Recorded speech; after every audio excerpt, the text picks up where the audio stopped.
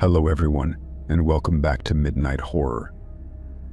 I know many of you use these videos to fall asleep, so before you drift off, I'd love it if you could leave a comment letting me know where you're listening from around the world. Also, don't forget to like and subscribe if you're enjoying this video. Story 1. I worked night shift security at a warehouse on the outskirts of town. The place was enormous, filled with crates and pallets, most of them containing supplies that were shipped in and out without much fanfare. I had a quiet job, mostly patrolling the premises and checking on the cameras every couple of hours. The only real challenge came when it was time to walk the perimeter, always quiet, always empty, and always eerily dark. That particular night was no different at first. The usual hum of the cooling units and distant sounds of the freeway were the only noises accompanying me on my rounds. I passed by the rusting gates, checked the loading docks, and moved toward the far end of the property, my flashlight cutting through the shadows. The night was still, but I couldn't shake the feeling that something was off. It wasn't until I returned to the main gate that I noticed a van parked inside, just a few feet from the entrance. I stopped dead in my tracks, my heart skipping a beat. The van wasn't there during my last round. I was sure of it. The area was always empty, and the security cameras had shown no signs of a vehicle entering the gate.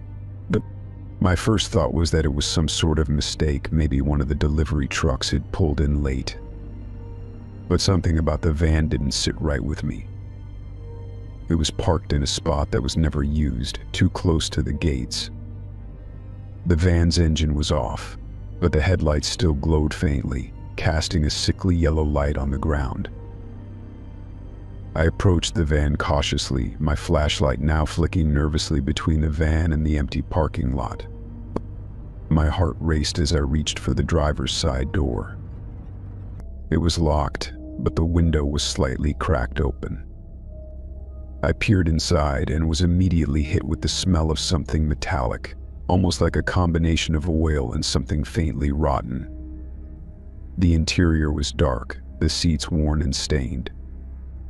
But then I saw several items scattered across the floor that sent a chill down my spine. There were heavy-duty restraints, handcuffs, rope, and some strange metal shackles I didn't recognize. They were all neatly organized on the floor, as if someone had been preparing them for use.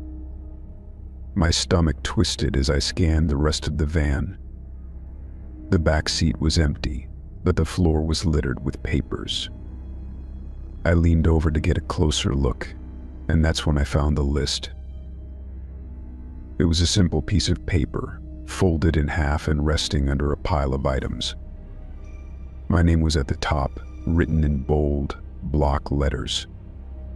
At first, I thought it was some kind of sick joke. But as I scanned the rest of the names, I felt my blood run cold. The names were unfamiliar, but they were all written with the same precise handwriting. A chill ran down my spine as I thought of the implications. Was this a hit list, or something far more sinister? The list wasn't just names, it was like a road map. Next to each name was an address, some of which I recognized, others I didn't. I skimmed through the list, each address more unsettling than the last. It felt like I was reading a dark, twisted diary of someone who had been watching each of us. I looked back at my name at the top of the list and felt a sense of dread wash over me. Whoever had put this list together knew me, and knew my routine, knew where I lived. I felt a knot form in my stomach as I realized that the restraints in the list weren't the only alarming things in the van. There was a large duffel bag in the corner, and I hesitated before opening it. I could feel the weight of the decision pressing on me, but I had to know what was inside. With shaking hands, I unzipped the bag, holding my breath. Inside, there were more restraints, some ropes, and several large knives wrapped in cloth. The realization hit me like a ton of bricks. I wasn't just on some list, I was a target.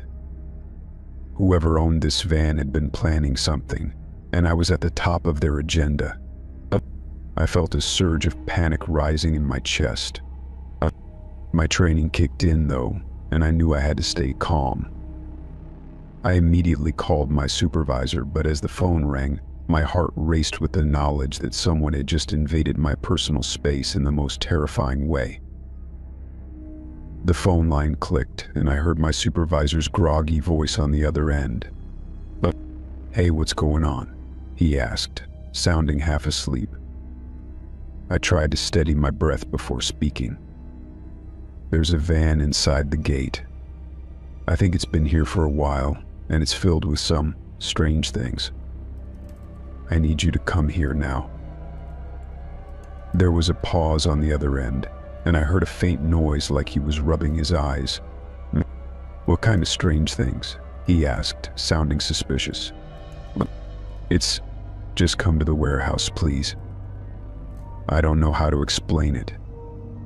The line went silent for a moment, and I began to wonder if he was going to dismiss me or say it was nothing. But after a beat, he spoke again. "All right, I'll be there in 10 minutes. Stay put and lock yourself inside." I ended the call and glanced nervously at the van. The thought of leaving the area to wait for my supervisor felt wrong, but I couldn't risk being inside the van or near it for another minute. I backed away slowly, making sure to keep my flashlight trained on the vehicle. I felt exposed, standing there in the dark, knowing that someone might be watching me. The shadows seemed to move as I backed away, each step taking me further from the van, but also into an unknown danger. I locked myself inside the security office and waited, trying to calm my thoughts. My mind raced with what I had just discovered. It didn't make sense. Why would someone target me? What had I done to warrant such attention? I had always kept to myself, and I certainly hadn't made any enemies. Time seemed to stretch on forever.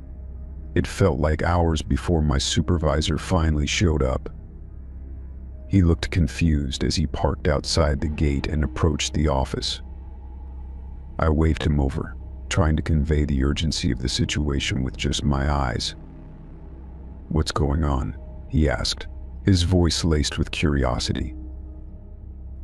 I led him to the van, but when we arrived, my stomach dropped. The van was gone.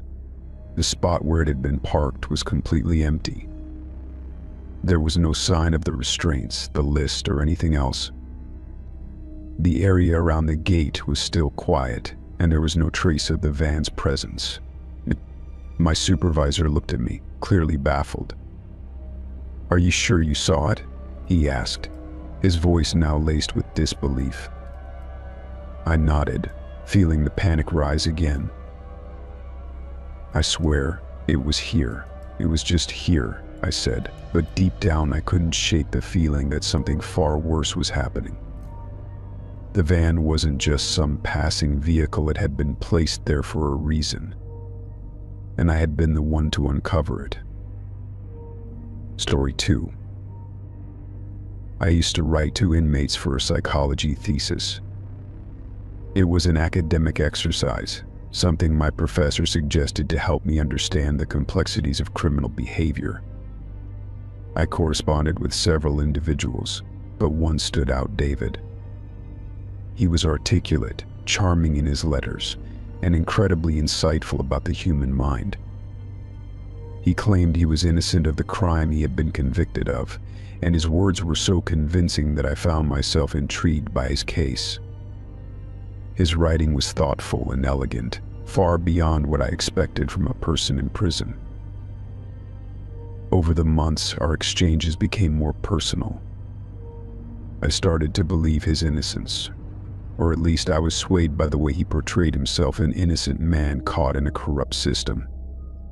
He spoke of the mistakes that led to his conviction, the broken justice system, and his desire to be free to prove his worth to the world. His letters were often full of philosophical musings and reflections on life, leaving me to wonder if he was truly the monster the media had painted him as. I found myself sympathizing with him, sharing pieces of my life, and even offering advice on topics he brought up. Eventually, I had to stop writing. My thesis had been completed, and I felt a strange sense of closure regarding the project. David had written me several times after I stopped replying, but I felt that it was time to move on. I had learned what I needed to learn about the criminal mind, and I didn't feel the need to continue our correspondence. I assumed our exchanges had come to an end, but I was wrong. Weeks after I stopped writing, I started receiving letters at home. At first, I thought they were from friends or family, but when I saw the handwriting, my stomach dropped. It was David's handwriting, neat, precise, and unmistakable. I froze as I stared at the envelope, the air in the room suddenly feeling thicker. The letter was unsigned, but there was no doubt in my mind who had sent it. The tone of the letter was chillingly familiar, yet there was something off about it. The words were no longer those of an innocent man seeking justice. Instead, they felt almost possessive, as though he were keeping an eye on me. The first letter simply read, "You've been quiet. I thought you'd want to hear from me again." The casualness of it sent a shiver down my spine. I had stopped writing to him, and yet here he was, invading my private space. The words were oddly comforting, but I could feel an undercurrent of something darker, something I couldn't quite grasp. I thought it was just a fluke, maybe someone in the prison using his handwriting to send me a letter, but it didn't stop there. The next letter came a few days later. It was longer, more personal, and more unsettling. David spoke about how he had been keeping track of my life, asking how my work was going, and if I had made any new friends. He even mentioned specific details of my routine, things that only I could know. He wrote about my favorite books and the places I visited on weekends. It was as if he had been watching me, learning more about me than I was comfortable with. I felt a sense of dread creep over me as I read, realizing that these were no longer simple letters, they were warnings. The letters continued to arrive, each one more unnerving than the last. David began referencing moments from our previous correspondence, things that no one else could know. He spoke about my personal struggles, even things I had only mentioned in passing. It was as if he had been studying me, learning every detail about my life. His obsession was growing, and I could feel it in every word he wrote. The final letter I received stated, "I know where you live now. It's only a matter of time before I come and see you." At this point, fear consumed me. I had stopped writing to him months ago, and yet he had continued to reach out, each letter more insistent and personal than the last. I was certain that he knew where I lived. The thought made my skin crawl. I began to notice things out of the corner of my eye, shadows moving outside my window, a sense of being watched even when I was in my own home. I couldn't shake the feeling that David was closer than he had ever been before, and I had no idea what he wanted or why he was doing this. I contacted the police, but when they investigated, they found no concrete evidence of anyone being outside my apartment or leaving any messages. The handwriting was untraceable, and the letters had no return address. It felt like I was losing my mind. Was I imagining it all? Was I just paranoid? The police suggested I change my routine and be more aware of my surroundings, but nothing could ease the unease that had settled into my bones. One evening, a few days after the police visit, I came home to find the front door ajar. My heart pounded as I stepped inside, cautiously checking every room. Everything appeared to be in place, except for one thing: the kitchen table. There, sitting in the center of the table, was an envelope, I could feel my pulse quicken as I picked it up, my hands trembling. I opened it slowly, my heart racing, and sure enough, the handwriting was there. It was David's. The letter was simple but chilling. I thought I'd surprise you. You're more beautiful in person than I imagined. The implications of his words hit me like a punch to the gut. I felt like I was suffocating, trapped in my own home. It was no longer just letters. It was as though David was physically there, in my space, watching me, learning me, and somehow always one step ahead. I couldn't ignore it anymore. I hired a private investigator, hoping they could track down where the letters were coming from. After weeks of searching, they came up with a lead and address that matched one from David's past. The investigator assured me that it was just a coincidence, but something in the pit of my stomach told me it wasn't. David wasn't just some distant figure anymore. He had become a part of my life in a way I couldn't escape. I decided to confront him. I drove to the address, a small, nondescript house on the outskirts of town. My hands were shaking as I knocked on the door, my mind racing with what might happen next. When the door opened, I was met with the last person I expected, David, standing there, smiling as if he had been waiting for me all along. His smile was soft, but there was something in his eyes that made my blood run cold.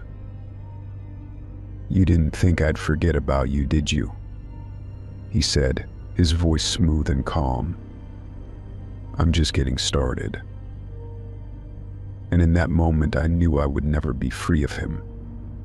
Story 3. I had just moved into a cheap studio apartment on the outskirts of town.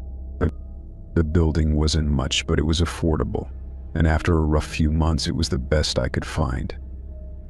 The apartment itself was small, with worn-out carpets and peeling paint on the walls. It wasn't much to look at, but I was hoping it would just be a place to sleep until I could get things together. The first night in the apartment was quieter than I had expected. I had unpacked a few boxes, set up a bed, and grabbed some fast food. As I sat in the dimly lit space, I began to relax, thinking it would be just another short-term living arrangement. There was a certain stillness in the air, almost too still, but I didn't think much of it. The silence made me feel more at ease than unsettled. That's when I noticed something strange. While rinsing off some dishes in the kitchen, my hand brushed against the underside of the sink. A folded piece of paper slid out from between the cracks in the wood. At first, I thought it was just some junk left behind by the previous tenant, but as I unfolded it, the words written in hasty handwriting froze me. The note read, "He watches through the ceiling vent." A chill ran down my spine as I looked around, trying to make sense of what I had just read. Who was he? And why would someone leave a note like that in my apartment? My mind raced, wondering if it was some kind of sick joke or a warning.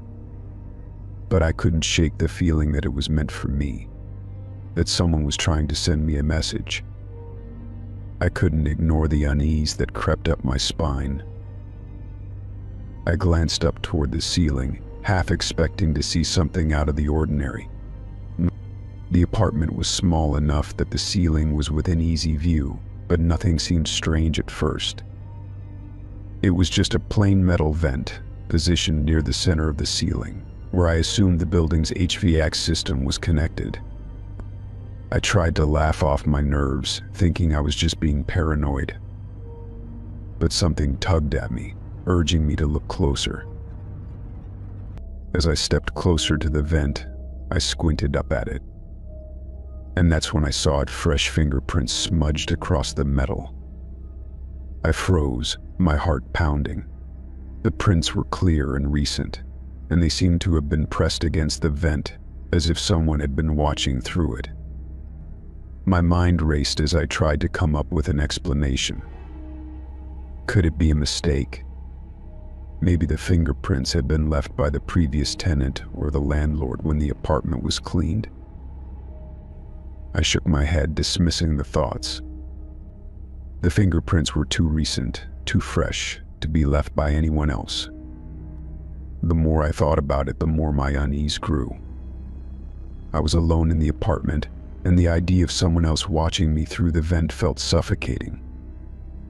The thought that someone had been in my space, observing me without my knowledge, made my skin crawl. I paced around the apartment, trying to shake off the feeling. The note, the fingerprints, everything felt wrong. I tried to convince myself that I was just overreacting, that it was probably nothing. But deep down, I knew it wasn't nothing. The note had been left for me, and it felt like a warning, a chilling reminder that I wasn't as alone as I thought. I decided to investigate the apartment further. Maybe there was something else I was missing, something that would explain the feeling of being watched.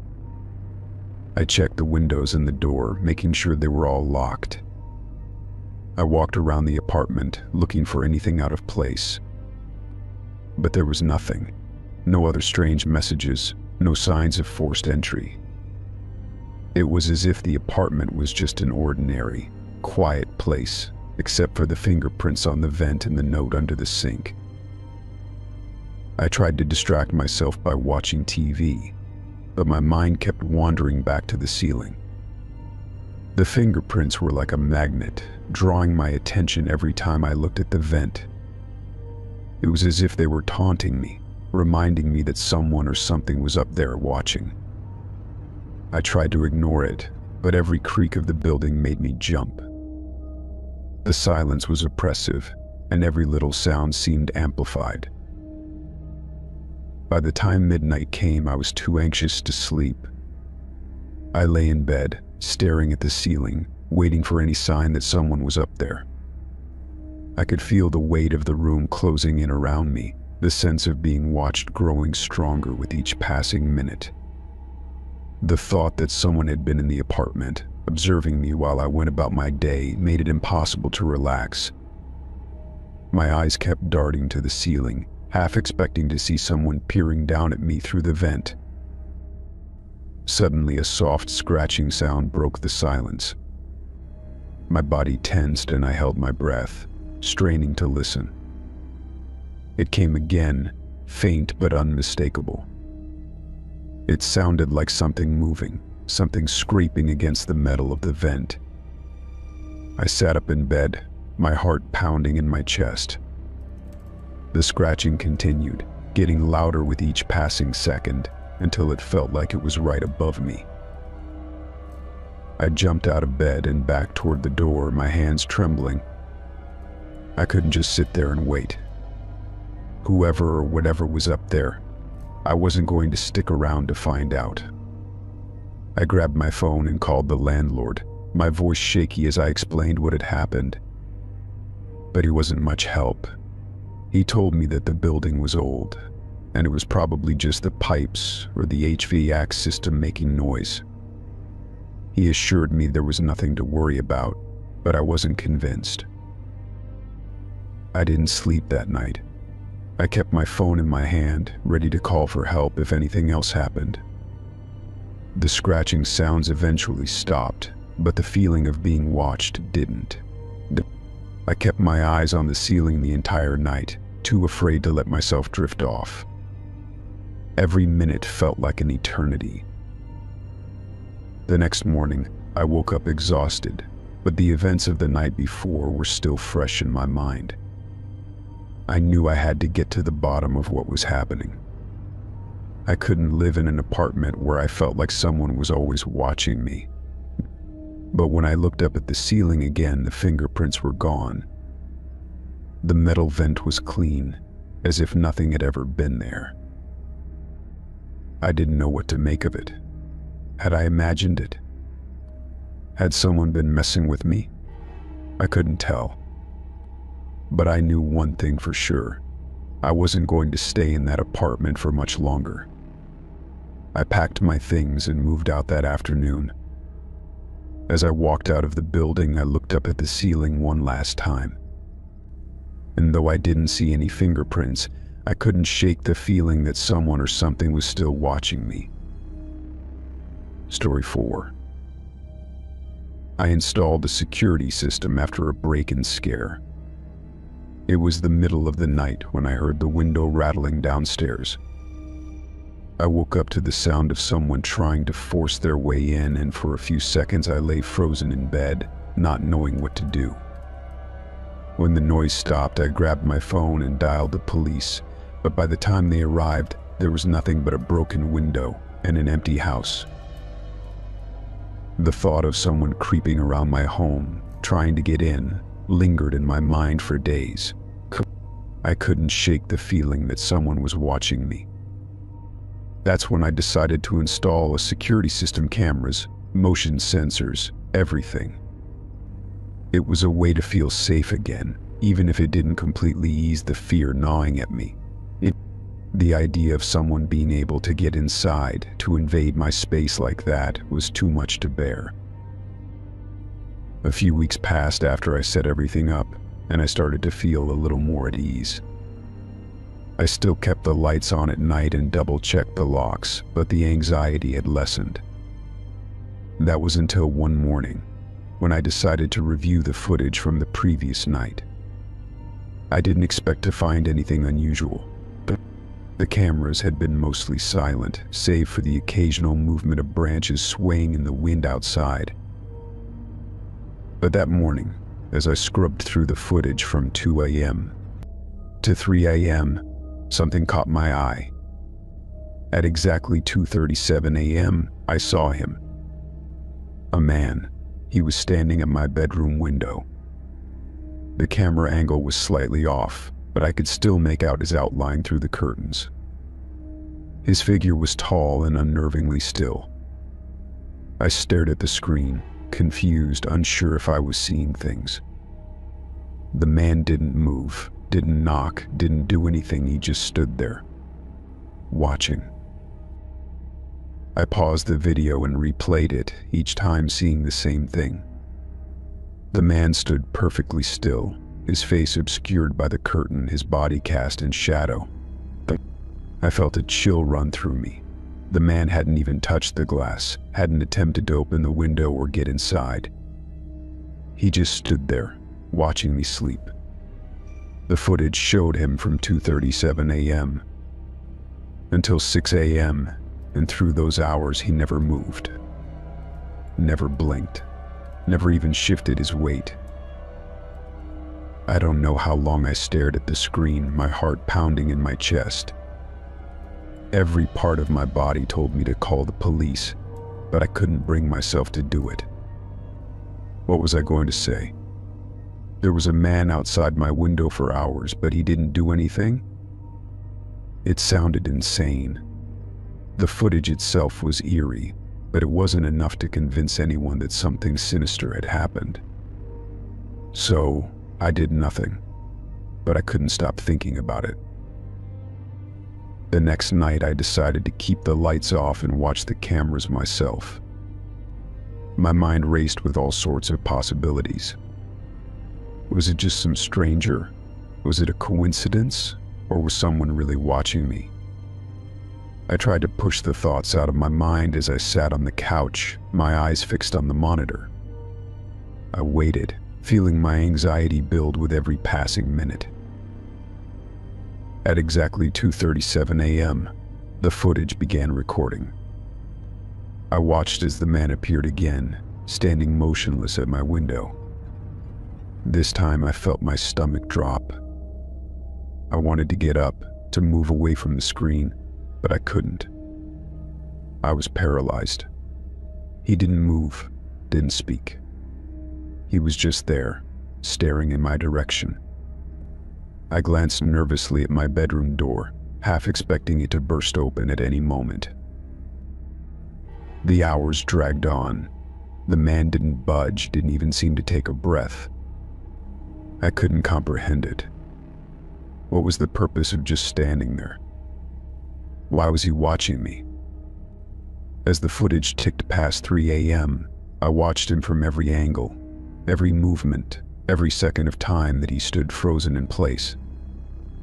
I tried to convince myself it was just a sick joke, some kind of prank. But deep down, I knew this wasn't a joke.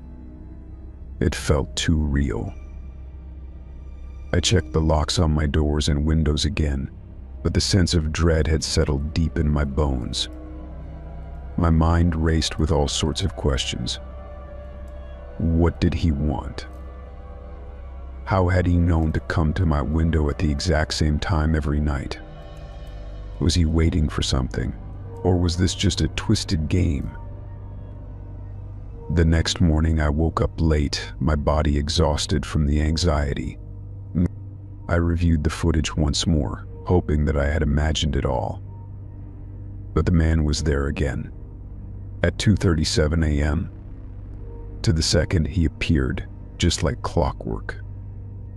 It was maddening. I felt like I was losing my grip on reality. I checked the system logs, looked over every video feed, and found nothing out of the ordinary during the day.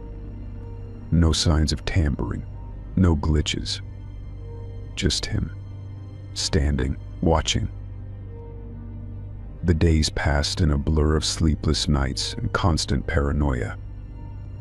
I started leaving the lights on, even when I went to bed, but it didn't help. I couldn't shake the feeling that he was still out there, lurking in the dark, waiting. On the fourth night, I decided to confront him. I wasn't going to let this continue. I gathered all my courage and waited for the man to appear. Sure enough, at exactly 2:37 a.m., there he was again. But this time, something was different. He wasn't standing still. This time he was moving slowly, deliberately, like he was preparing for something. My heart raced as I watched him take a step forward, then another. He reached his hand up toward the window, his fingers brushing the glass. I thought for a moment he was going to open the window, but instead he simply pressed his palm flat against the glass. And then, as I watched in horror, he smiled. It wasn't a normal smile. It was twisted, unnatural, as if it wasn't even meant for me. His lips curled back, revealing teeth that were far too sharp. I felt the blood drain from my face, my body frozen with terror. It was as if he knew I was watching him, that he could sense me from the other side of the camera. And in that moment, I knew I had to leave. I packed my things quickly, not caring where I went. The man had made it clear he wasn't just watching. He was waiting, and I was no longer safe in my own home. The security system, the cameras, all that was just an illusion of safety. The truth was, no matter where I went, he was always there watching, waiting, smiling. Story 5. I worked in HR at a small tech company, a tight-knit team where everyone knew each other's business. The company was growing, but we kept the culture casual, trying to foster a collaborative environment. I had seen many new faces come and go, but there was something about one of the new hires, Jake, that felt off. From the moment he walked in for his interview, I couldn't shake the feeling that something wasn't quite right. Jake was well-spoken, charming even, but there was an air of distance about him, like he wasn't entirely present. When he spoke, his words felt rehearsed, his responses just a little too polished, too perfect.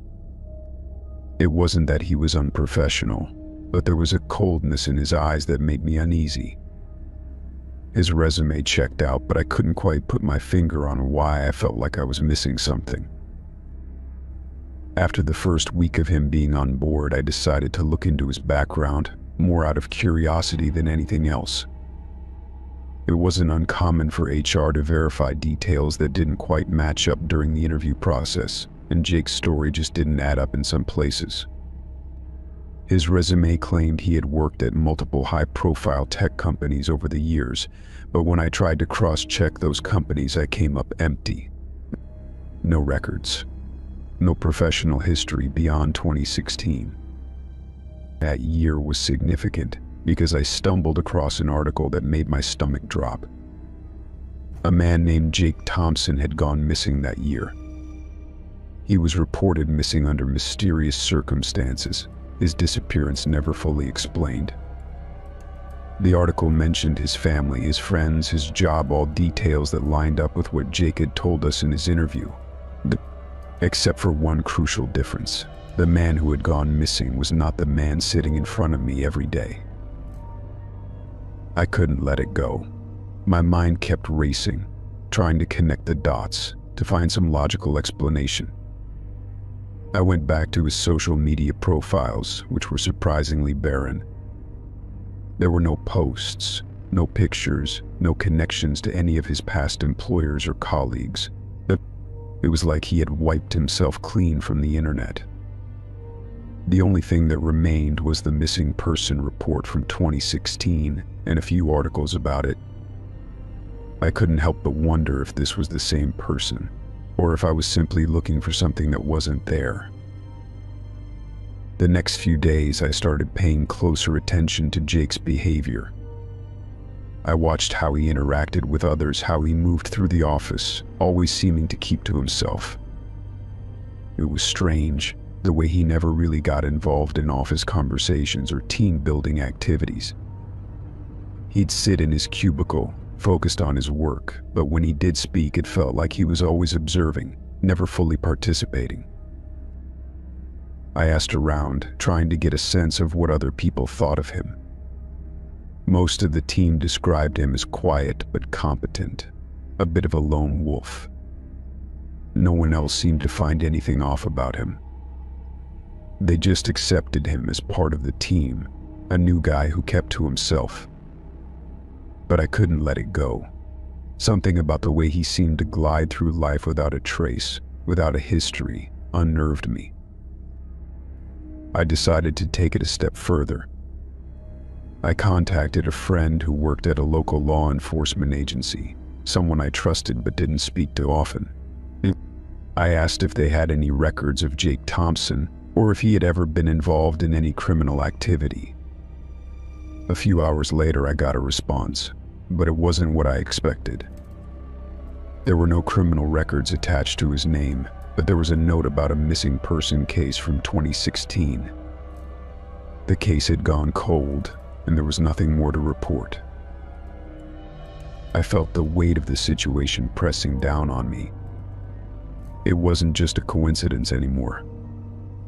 The name, the year, the lack of a clear history, it all pointed to something I couldn't ignore. I couldn't shake the feeling that the person sitting across from me every day might not be who he said he was. What happened to the real Jake Thompson? Was this man who had taken his place some kind of imposter? Or was he something far more sinister? I spent the next few days watching him more closely, taking note of every strange gesture, every odd behavior. He had moments when he seemed almost mechanical, as if he was going through the motions of being a person rather than actually living as one. It was like he was trying to blend in, to be normal, but there was a certain disconnection in the way he interacted with the world around him. Then, one afternoon, everything changed. I received an unexpected phone call. It was a woman's voice on the other end, sounding frantic and desperate. "Is Jake Thompson still working there?" she asked. I froze, my hand shaking as I held the phone to my ear. "Who is this?" I asked, trying to keep my voice steady. "I'm his sister," the woman said, her voice thick with emotion. "I've been looking for him. He's missing. Please tell me you've seen him. Tell me he's okay." My heart skipped a beat. I asked her to hold on and quickly walked to my office, closing the door behind me. The woman told me that she hadn't seen or heard from her brother in years, not since 2016, when he vanished without a trace. The more she spoke, the more it became clear that she was terrified, unsure of whether the person I was describing could even be her brother. She asked if I could send her a photo of him, so I forwarded a picture from the company directory. After a long silence, she came back on the line. "That's him. That's my brother," she whispered. "But that's not possible. He's been missing for years." My mind was spinning, and I could barely comprehend what I was hearing. The woman's voice became frantic as she explained that she had spent years searching for him, convinced he was dead. I asked her to hold on while I thought through everything. My first instinct was to tell her that I'd call the police, but something stopped me. I wasn't sure if this man, the person I worked with every day, even knew who he was. I ended the call with her, my hands shaking. I didn't know what to do, who to trust. Was Jake an imposter? Had something happened to him? I couldn't go to the authorities without more proof, and I wasn't sure I could get it without confronting him directly. But I knew one thing: I had to find out the truth. I had to know who Jake really was and why he was here. The next morning, Jake was gone. His desk was empty, his belongings nowhere to be found. There was no note, no warning. It was as if he had vanished, just like the real Jake Thompson had in 2016. The office buzzed with confusion, but I knew the truth. He was gone, and somehow I couldn't shake the feeling that he would never be found again. Story 6. I was cleaning out the shed in my backyard when I found it. It was tucked beneath an old tarp in the corner, almost as if it was deliberately hidden. At first, I thought it was just an old, discarded phone someone had thrown away, but then I noticed the brand. It was a burner phone, one of those cheap, disposable models used for anonymous calls. Curiosity got the best of me, and I picked it up. The screen was cracked, the battery nearly dead, but it still worked. I unlocked it and was immediately greeted with an odd sight. Only one contact was saved in the phone, and that contact's name was just a string of random letters and numbers. I scrolled through the rest of the phone, and that's when I found the videos. There were dozens of them, each one time-stamped with dates that spanned over the past year. I clicked on the first one, heart pounding, and was met with the grainy footage of a house at night. The camera angle was shaky at first, but it soon stabilized as the person filming moved closer to the window. My own living room came into view. I froze, staring at the screen, unable to comprehend what I was seeing. It was me sitting on the couch, scrolling through my phone, completely unaware of the camera outside. My breath caught in my throat, and a chill ran through my spine. How was this even possible? I hadn't noticed anything strange around my house recently. I quickly clicked on the next video, and my stomach dropped. It was me again, but this time the footage was taken from a different angle, from a side window of my kitchen. The same pattern. I was at home, unaware, going about my usual routine. The filmer seemed to be getting closer each time. I quickly scrolled through the rest of the videos. Each one was taken from different angles around my house, some from the front, others from the back, each shot at different times of the day.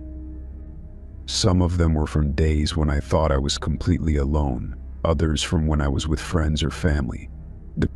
The worst part, I was never aware that anyone had been watching me. The realization hit me hard. Whoever had this phone had been watching me for months. They had known exactly where I lived, what I did when I came home, when I left. I couldn't shake the feeling that someone had been in my life without my knowledge. I glanced over my shoulder, half expecting to see someone lurking in the shadows of my yard. I wasn't sure what to do. My first instinct was to call the police, but something stopped me. The footage on the phone wasn't incriminating, just unsettling. There was no obvious threat, no direct evidence that I was in danger. It felt like a sick game, like whoever had filmed me wanted to remind me of how easily they could slip in and out of my life unnoticed. I went through the contact list again, hoping for some clue, some lead. The single contact name, a string of random characters, didn't tell me anything, and I couldn't even figure out if it was a name or a code. My mind raced, trying to piece together who could have done this.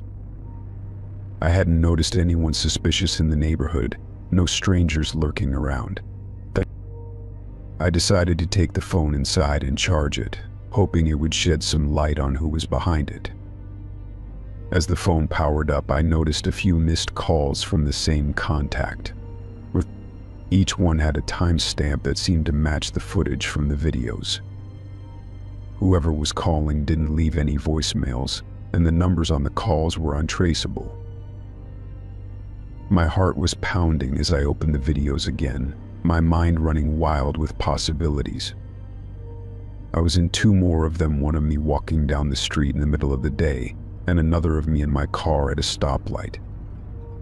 I had no memory of being filmed at either of those times. I could have sworn no one had been close enough to my car or my path to capture those moments. A sick feeling settled in my stomach. Whoever was doing this had been following me for much longer than I realized.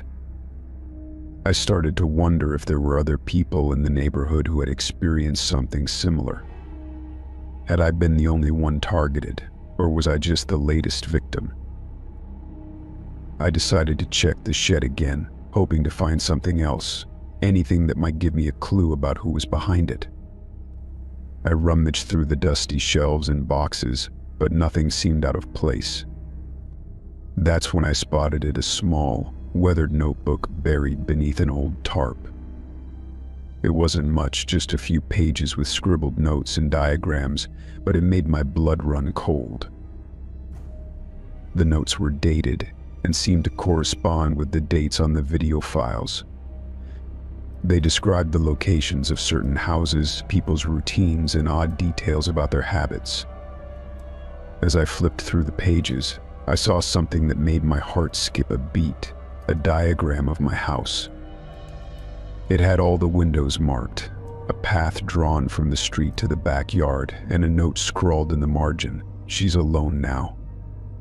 My mind raced.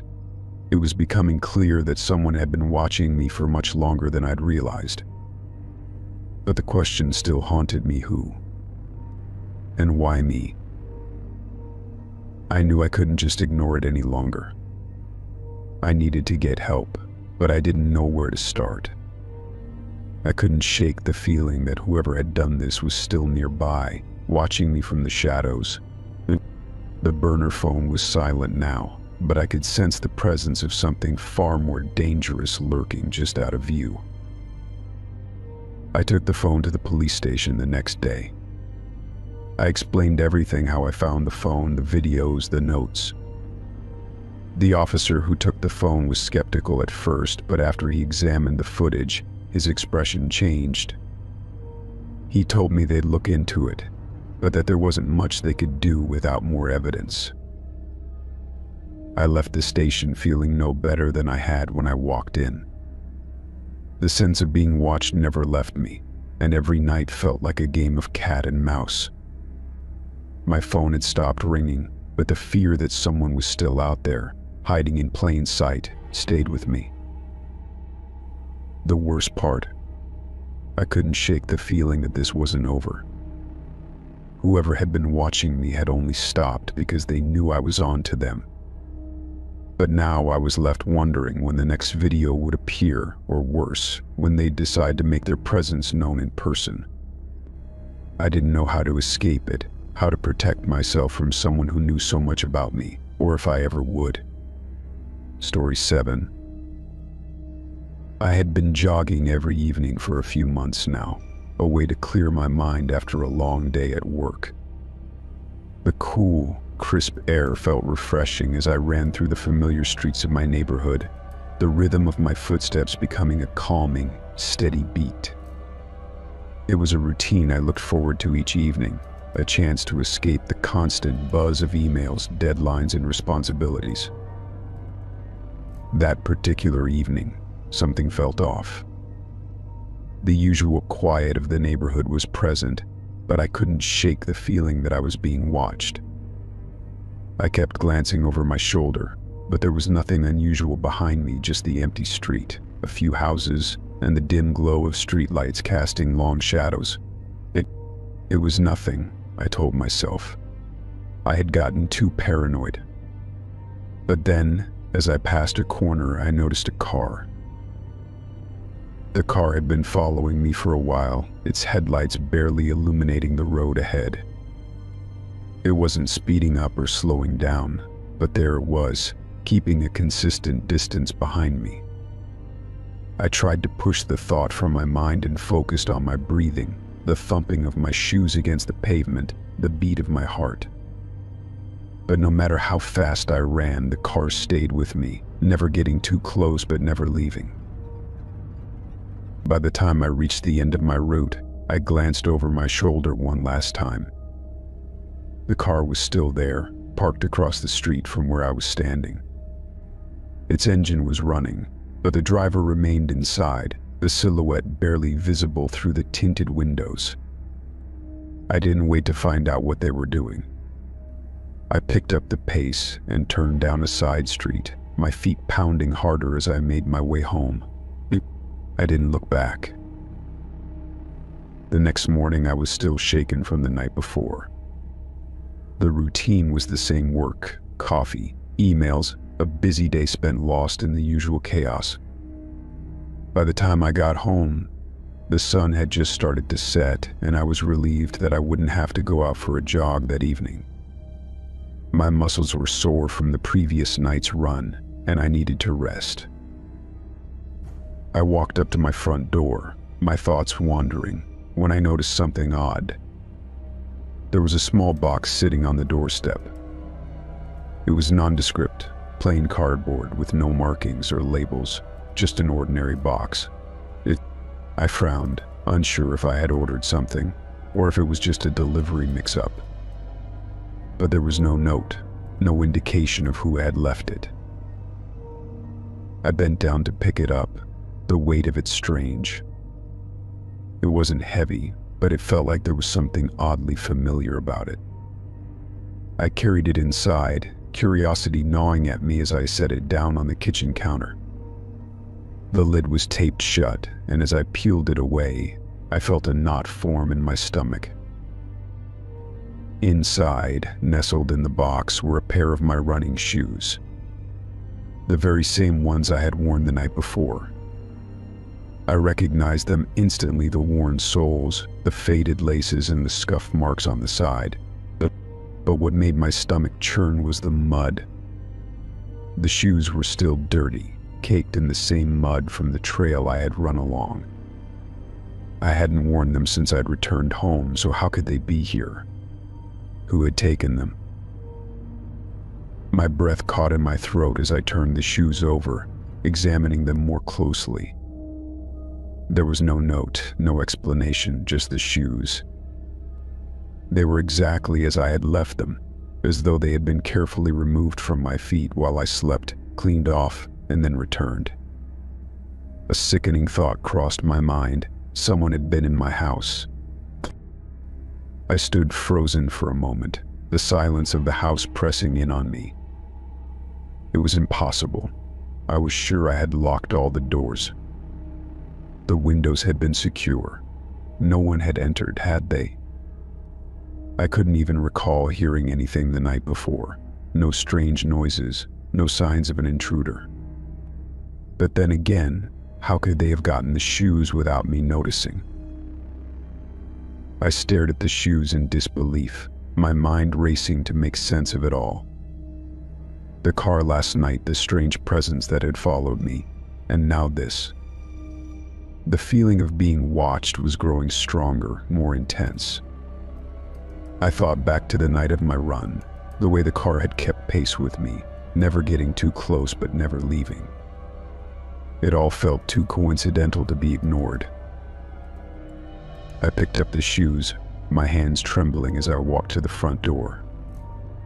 I stepped outside, hoping to see something, anything, that could explain what had happened. But the street was empty. The neighbors' houses were dark, the quiet of the evening settling in like it always did. There was no sign of the car, no trace of anyone. I felt a chill run down my spine as I closed the door behind me. The next few days passed in a blur. I didn't go for my usual run. I couldn't bring myself to. The thought of being followed again, of having someone silently watching me, filled me with dread. I started to feel paranoid, constantly looking over my shoulder whenever I went outside, checking my surroundings, wondering if someone was lurking in the shadows, waiting for the right moment. I kept the shoes in the box, hidden away in the back of my closet, unsure of what to do with them. Every time I looked at them, I was reminded of the car, of the feeling of being watched. And every night, when I tried to sleep, I would hear the faint sound of tires on pavement, as if someone was driving by slowly, just out of sight. It became a nightly ritual, the sound haunting me until I finally drifted off, exhausted but never at ease. Days turned into weeks, and the sense of unease never lifted. I never saw the car again, but I couldn't shake the feeling that whoever had been following me was still out there watching, waiting. My sleep became fitful, and I found myself jumping at the smallest noises. I had become a prisoner in my own home, a prisoner of my own fear. Then, one evening, a knock came at the door. I jumped, my heart racing as I looked through the peephole. There was no one there, but on the doorstep there was another box. I hesitated for a long moment, my mind racing. Finally, I opened the door. Inside the box were my shoes again, clean, polished, and freshly returned. There was no mud this time, no sign of the previous night's run. Just the shoes, perfectly arranged in the box, as if nothing had ever happened. I stood there, staring at them, feeling the weight of the unanswered questions pressing down on me. Who was doing this? What did they want? And why had they taken my shoes in the first place? I didn't know the answers, but one thing was certain. The nightmare was far from over. Story 8. I took over a shift at the front desk of a cheap motel on the outskirts of town. It wasn't the busiest place, and most of the guests were passing through or working late shifts. The night had started off like any other, quiet, uneventful, with the occasional sound of cars rolling in and out of the parking lot. I was halfway through a book when the door to the lobby creaked open, and a man walked in, his face pale and anxious. He was about my age, maybe a little older, with dark circles under his eyes. He walked up to the counter and glanced around nervously, as though checking to see if anyone was watching. He leaned in close, his voice barely a whisper as he spoke. "He's got someone in room 107. I froze for a moment, unsure if I had heard him correctly. The man who had booked that room earlier in the evening had checked in alone. I nodded slowly, trying to appear calm, but inside a knot had already begun to form in my stomach. "What do you mean, got someone?" I asked, my voice betraying the unease creeping up my spine. The man didn't answer immediately. Instead, he took a step back, as though considering his next words carefully. His eyes darted to the hallway behind me, then to the window that looked out over the parking lot. "There's someone in that room," he said finally, his tone low and urgent. "I don't know how they got in, but there's something off about it." I glanced at the logbook on the desk. The guest who had checked into room 107, A man named Henry Ford had been alone. No extra guests were listed, and he'd paid with cash, no ID required. It wasn't unusual for people to come and go without much fanfare, but something about the man's words felt wrong. I tried to stay composed. "Are you sure?" I asked, my voice steady despite the growing feeling of unease in my chest. The man nodded, looking increasingly agitated. "I saw him earlier. He went into the room by himself. But now there's someone else in there with him. I don't know who, but I'm telling you, something's not right. You need to check it out." I felt my heart rate quicken. I didn't know if I believed him, but I also didn't want to ignore what he was saying. The motel was a rundown place, and strange things did happen occasionally. But this was different. This felt like something that could escalate quickly. "All right, just stay here," I said, trying to sound more confident than I felt. "I'll go check on it." I didn't wait for him to respond before I walked toward the hallway. As I passed the door to room 107, I felt a shiver run down my spine. The door was slightly ajar, the light inside casting a faint glow out into the dim hallway. I paused for a moment, listening. There was no sound coming from the room, no voices, no movement. But the uneasy feeling didn't leave. Something about the silence felt wrong. I knocked gently on the door, calling out hello.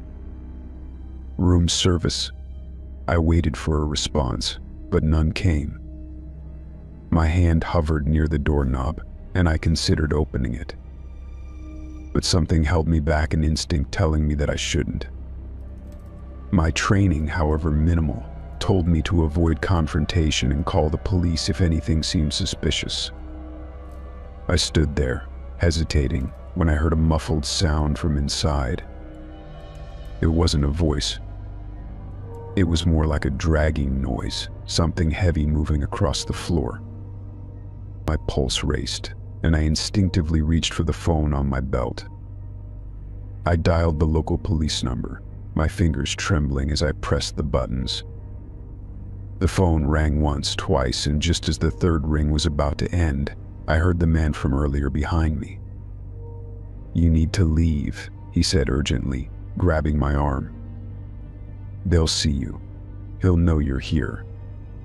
I spun around, shocked by the suddenness of his grip. "What do you mean? Who will know?" His eyes darted to the hallway, and then he stepped closer, lowering his voice to a whisper. "The man in room 107, he's dangerous. He's done this before. Don't get involved." I tried to pull away, but his grip tightened. "Let go of me," I said sharply, panic beginning to creep into my voice. But the man's expression was grim. "Listen to me," he pleaded. "If you're smart, you'll walk away right now. Forget you ever saw me, forget room 107. Just go." "Why?" I wrenched my arm free and backed away from him, my breath coming in short, panicked gasps. He didn't follow. Instead, he turned and walked toward the exit, disappearing into the night. I stood there for a moment, trying to steady my breathing, my mind racing. Should I call the police? Should I check the room anyway? Every instinct told me something was off, but I didn't want to make a mistake. If the man was telling the truth, then what was happening in room 107 was far beyond my control. I paced the lobby for a few minutes, thinking it through. The longer I waited, the more my anxiety grew. Finally, I grabbed the master key and approached room 107 once more. The door was still slightly ajar, but this time I couldn't ignore the sense of dread gnawing at me. I pushed the door open slowly, my hand shaking as I did. The room was empty. The bed was made, the lamp still on, casting a warm glow over the otherwise dark space. The bathroom door was ajar, and I could see the faint outline of a figure standing near the sink. My breath caught in my throat as I stepped closer, my mind racing to process what I was seeing. The man from room 107, Henry Ford, stood in front of the mirror. He didn't turn when I entered. He didn't acknowledge me at all. His reflection, though, was not alone. Behind him, there was a shadow of figure that seemed to flicker and distort, like a glitch in a television screen. I blinked, and the figure was gone, but the feeling of something being wrong didn't leave. Henry Ford turned slowly, his face pale and drained of color. "I didn't ask for this," he muttered, his voice hollow. "I didn't ask for any of this." I took a step back, heart pounding in my chest. I knew I should leave, but I couldn't move. The room felt colder now, the air thick with a sense of foreboding. "What's going on?" I asked, my voice barely above a whisper. Ford's eyes locked onto mine, his expression wild. "You shouldn't have come in here," he whispered. "You shouldn't have seen it." His words trailed off, and in that moment I knew I had made a terrible mistake. The man who had checked into room 107 was not who he appeared to be. And the figure in the mirror was not of this world. Story 9. I had never been to my mom's old house before. After she passed, it felt like an obligation to go through everything, to pack up her life, even though it was hard.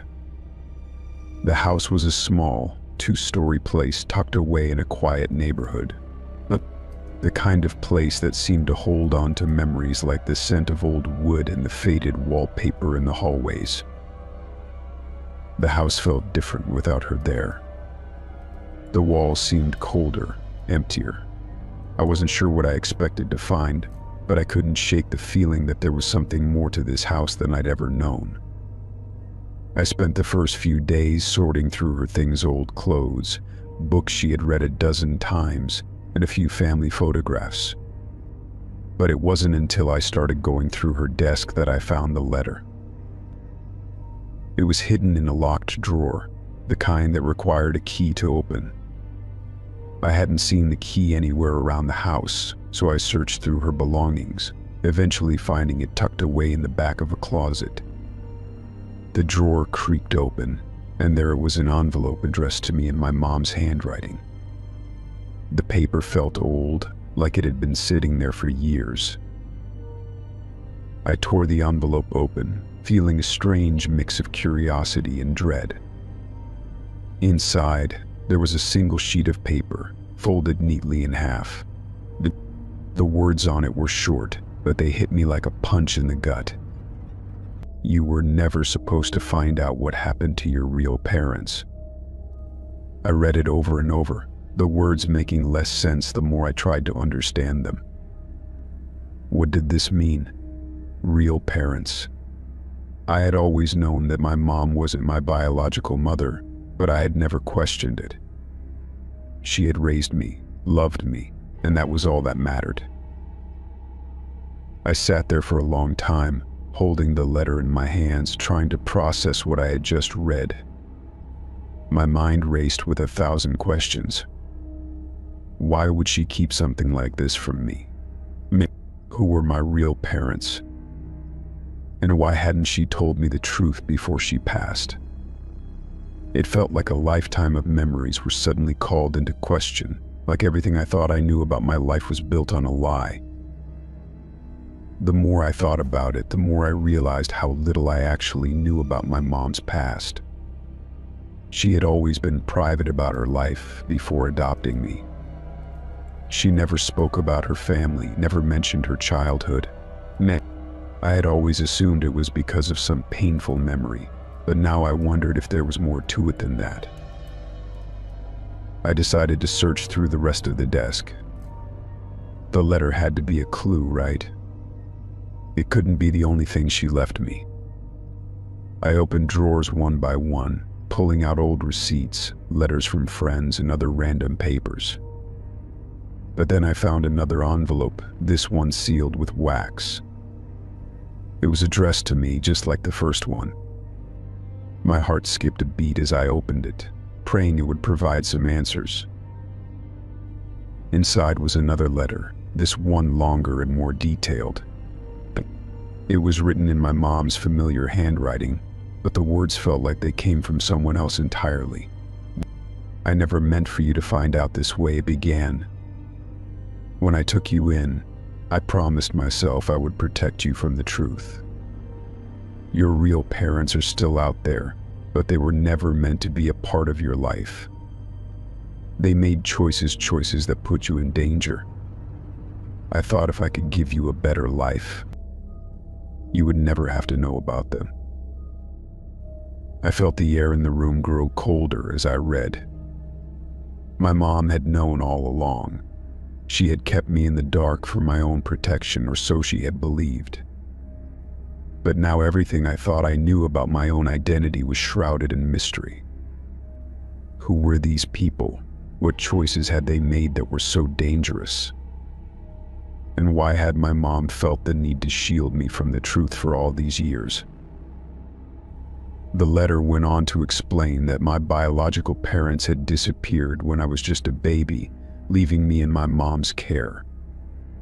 But there was no mention of what had happened to them, only that they had been involved in something dangerous. The letter was vague, offering no real answers, just more questions.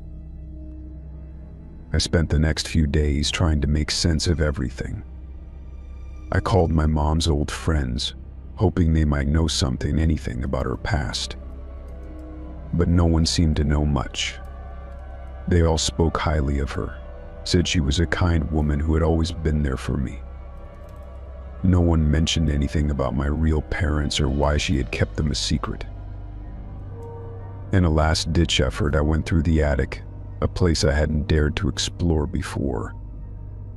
The floorboards creaked as I made my way across the dusty room, the air thick with the smell of old cardboard boxes.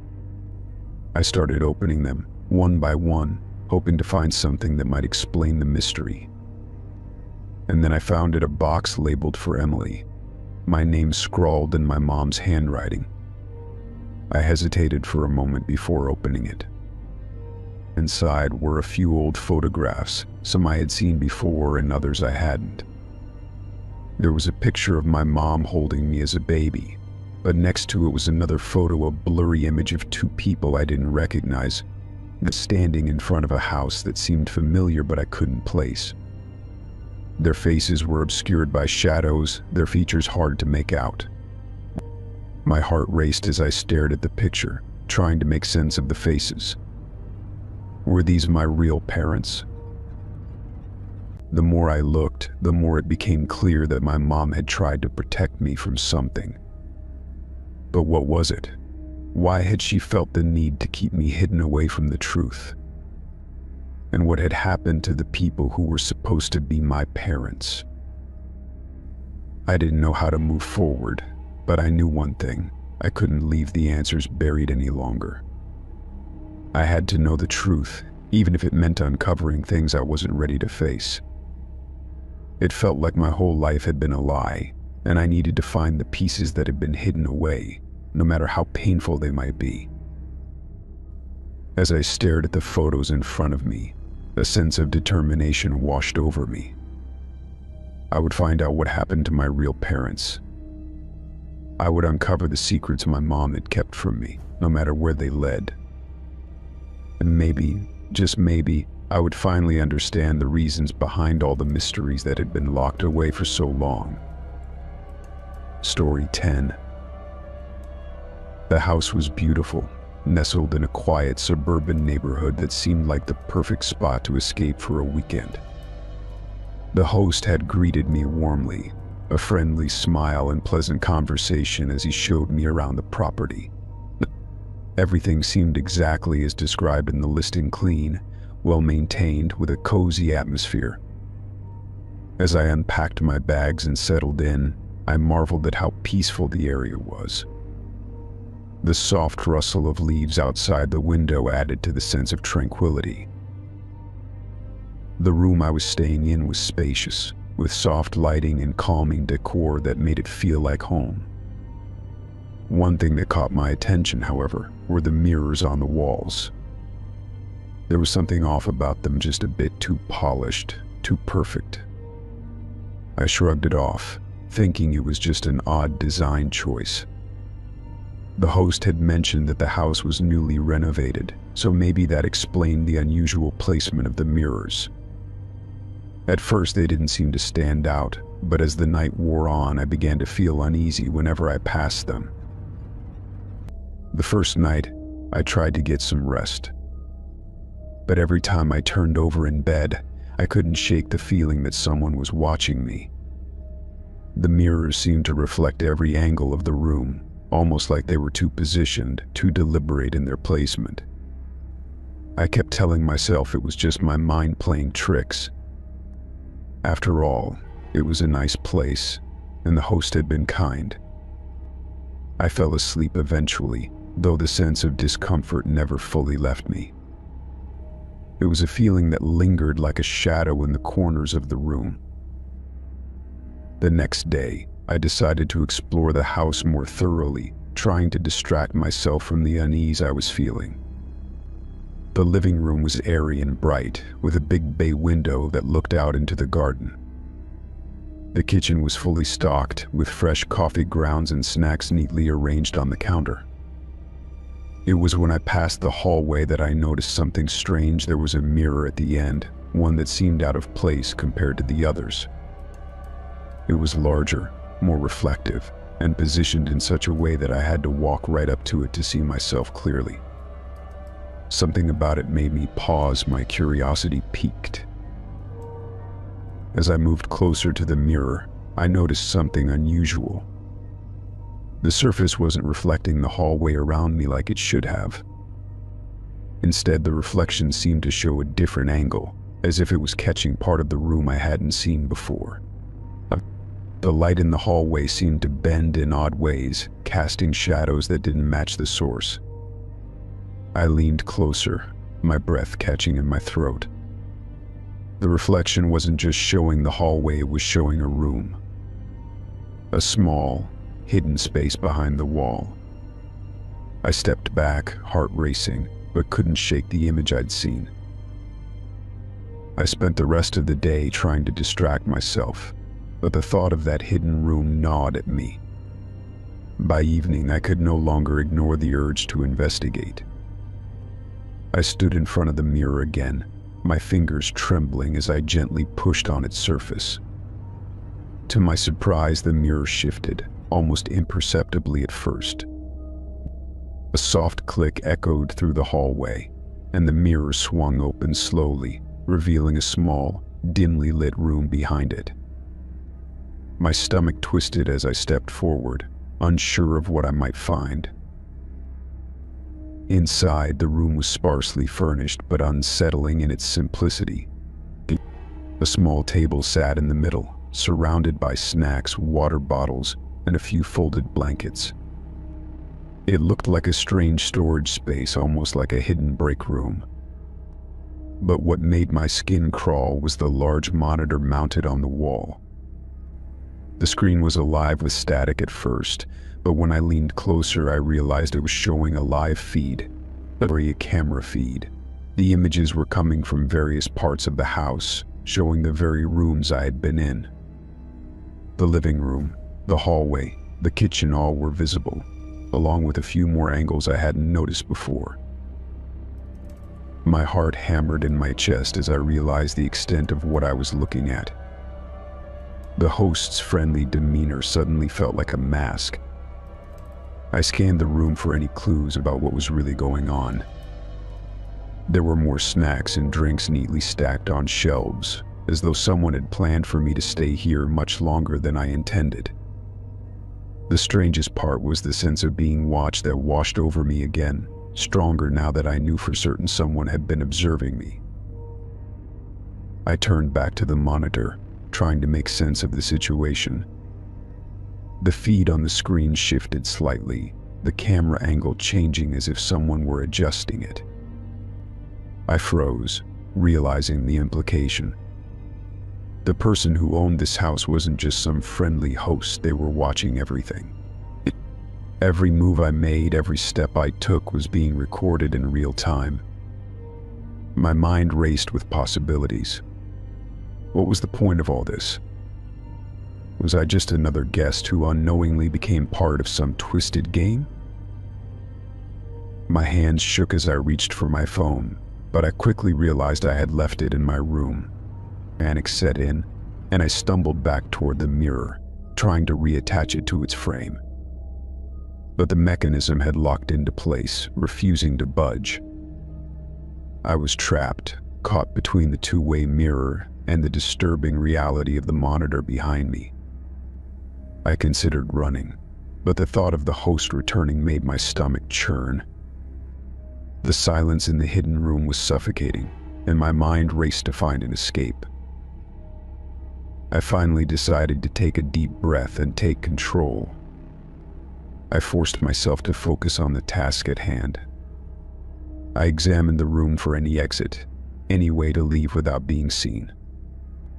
Behind the monitor, I noticed a small door partially hidden behind a set of shelves. It wasn't much, but it was something. I moved cautiously toward it, my footsteps muffled by the thick carpet beneath me. My fingers brushed against the cool metal of the door handle, and I twisted it gently. To my relief, it opened, revealing a narrow hallway that seemed to lead back into the main part of the house. I moved quickly, my heart racing, and shut the door softly behind me. The sense of being followed, being watched, was overwhelming. I hurried back to my room, my breath shallow, my thoughts frantic. I grabbed my phone and dialed the police, but before I could speak, I heard a soft knock on the door. My heart skipped a beat as I froze in place. The voice on the other side was calm, too calm, like nothing had happened at all. "I'm here to check on you," the host said, his voice casual. "Just wanted to make sure everything's to your liking." I didn't answer, but I could hear the faint click of the door handle turning. I knew I had to make a decision, but my hands trembled, and the overwhelming urge to flee consumed me.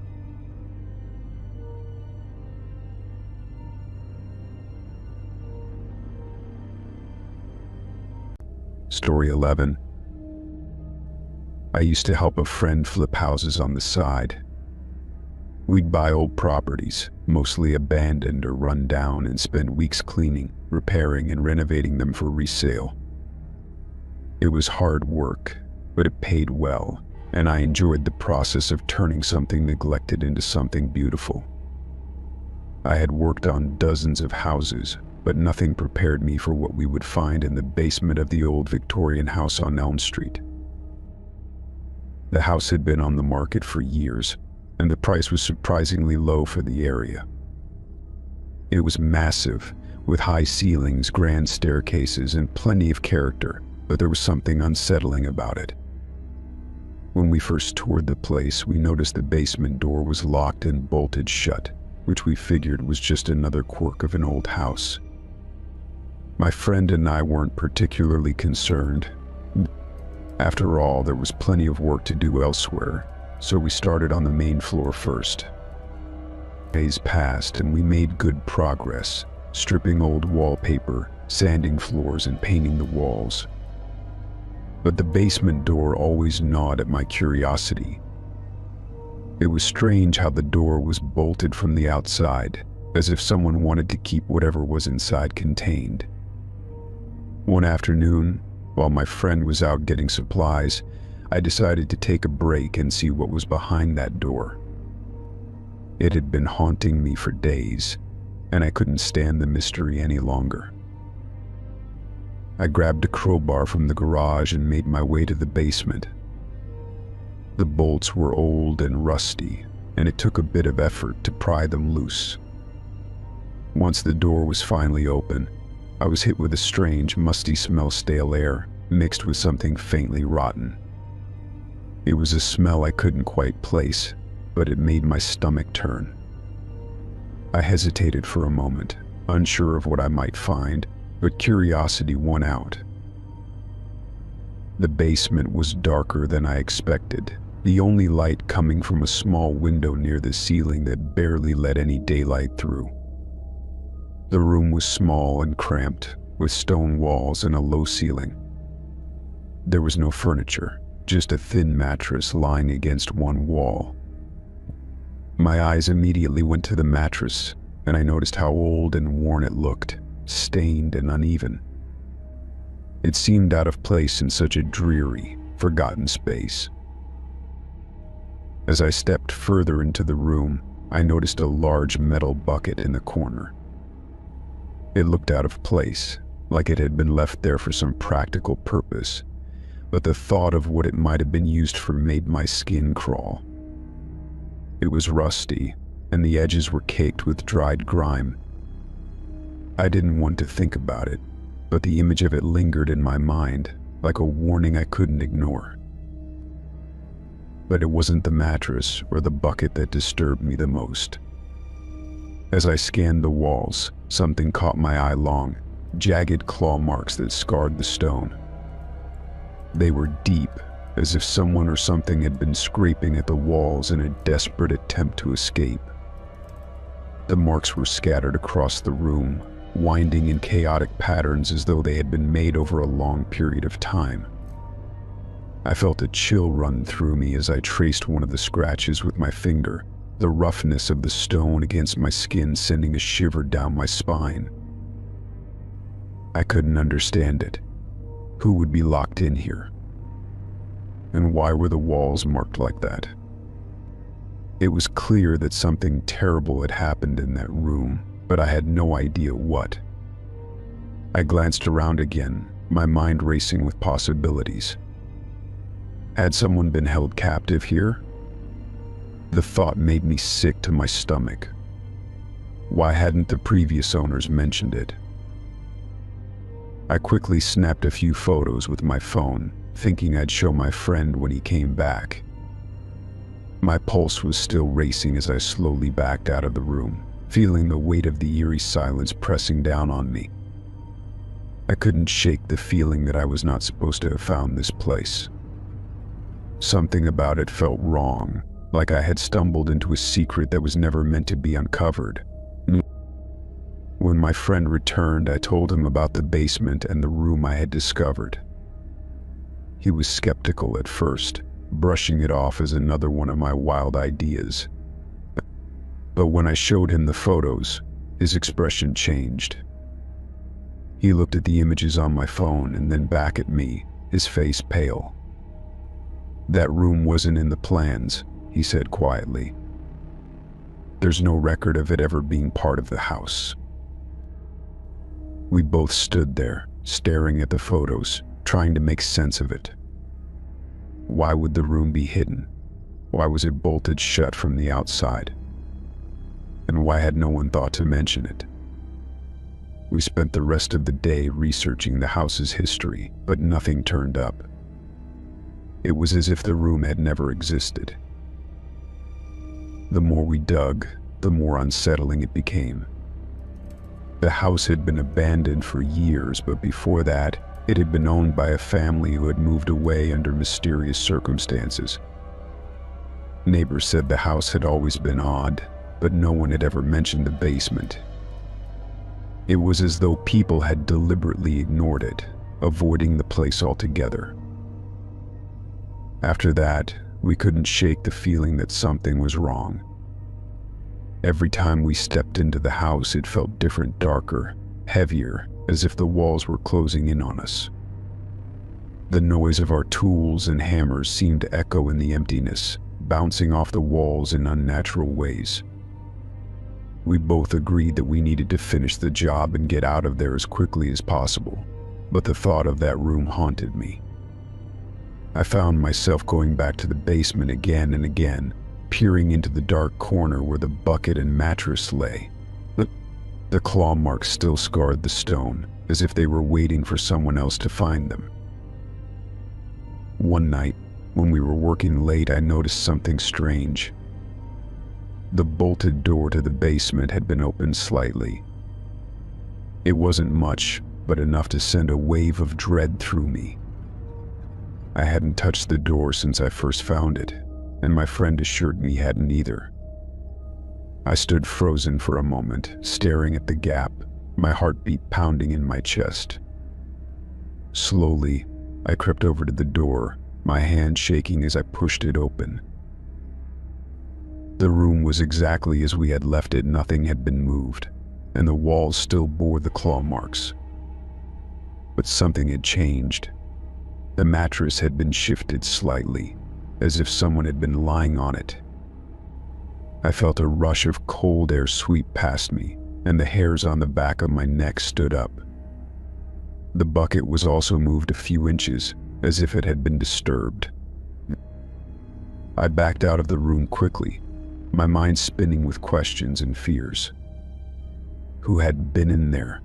Why hadn't we noticed anything strange before? I had no answers, only an overwhelming sense that the house was hiding something far darker than we could understand. I never went back into that basement again, and we finished the flip as quickly as possible, selling the house without ever bringing up what we had found. To this day, I can't shake the memory of that room. The mattress, the bucket, the claw marks, they all haunt me, and I wonder what terrible secret was locked away in that forgotten basement. Some houses, I think, were never meant to be lived in again. Story 12.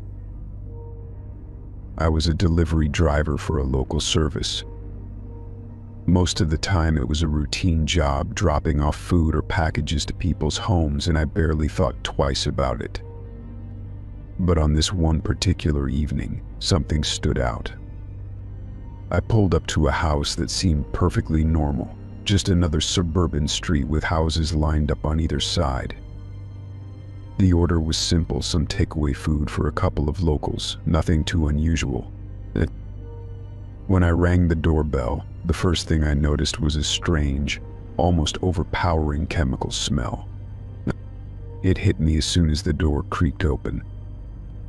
I couldn't place the scent, but it was pungent, like something had been spilled and left to fester. I stood there for a moment, trying to figure out where the smell was coming from. The house looked clean from what I could see through the open door, but there was something about the air that didn't sit right.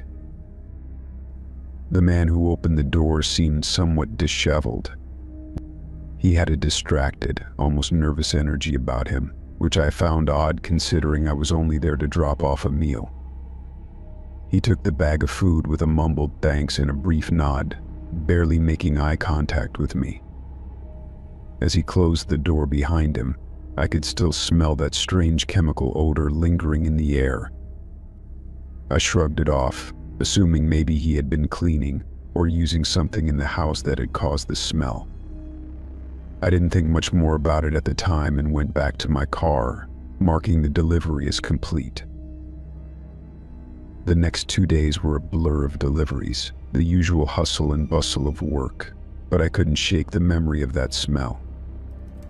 It nagged at the back of my mind like an itch I couldn't scratch. I mentioned it to a few of my coworkers, but none of them seemed to think it was anything worth worrying about. They joked about the eccentricities of some customers and moved on. Still, I couldn't get it out of my head. Something felt off about that house, about that man, and I had this unsettling feeling that I wouldn't forget it. Then, 2 days later, the news broke. I was at home when the headline caught my attention on the local news channel: "Body found in bathtub of suburban home." My heart skipped a beat as I watched the story unfold. They showed footage of the house I had delivered to, the same house where I had smelled that chemical odor. The story went on to describe how a body had been discovered in the bathtub, decomposing and unidentifiable at first. The authorities had been alerted after a concerned neighbor noticed a strange odor and contacted the police. As I watched the report, my mind raced. Could it be the same house? Could it be the same man I had seen? I could hardly breathe as the camera panned over the scene. They had blurred out the faces of any potential witnesses, but I recognized the house. The house with the strange chemical smell. I wasn't sure if it was just my imagination or something more, but I began to feel a deep sense of dread in my gut. The police had no immediate suspects, only vague statements about the body being in an advanced state of decomposition. They had mentioned how unusual it was for someone to let a body decompose in such a way, almost as if the person had disappeared without a trace for days, possibly longer.